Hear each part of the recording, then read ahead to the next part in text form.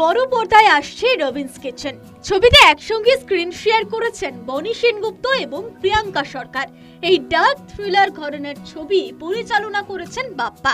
ছবিতে রবিনের চরিত্রে অভিনয় করেছেন বনি সেনগুপ্ত। রবিনের বিপরীতে নিহারিকার চরিত্রে দেখা যাবে প্রিয়াঙ্কা সরকারকে। ছবির গল্প রবিন নামের একটি মধ্যবিত্ত ছেলের, যার ছোটবেলা থেকেই স্বপ্ন রেস্তোরাঁ খোলার।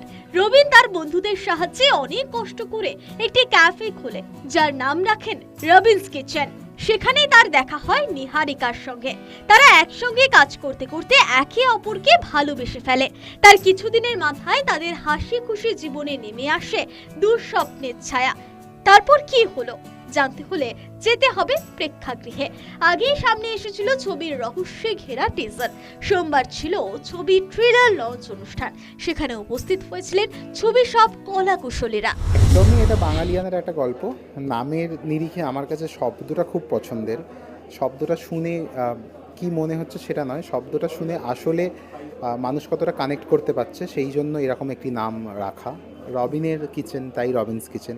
মূলত রবিন একটি কিচেনে খাবার তৈরি করবে, রবিনই তার কিচেনে প্রেম করবে নিহারিকার সাথে, রবিনই তার মায়ের প্রিয় খাবার নিয়ে গল্পটা এগিয়ে যাবে, রবিনের বন্ধুরা মিলেই গল্পটা মুভ অন করবে। তাই রবিনের গল্প।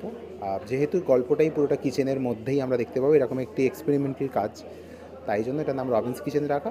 আশা করি একটা অন্যরকম কাজ দেখতে পাবে দর্শক। আমার ডেবি হোক কোনো পজিটিভ ক্যারেক্টার না, নেগেটিভ ক্যারেক্টার, কিন্তু নেগেটিভ ক্যারেক্টার এরকম ডার্ক শেড, এতটা ডার্ক শেড আমি আশা করিনি, একদমই আশা করিনি।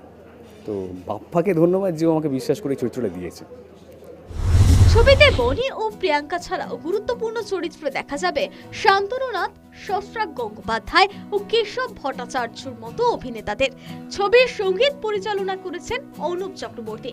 আগামী 19 জুলাই পান্ডে মিশন পিকচার্সের ব্যানারে মুকেশ পান্ডের প্রযোজনাতে বড় পর্দায় মুক্তি পাবে এই ছবি।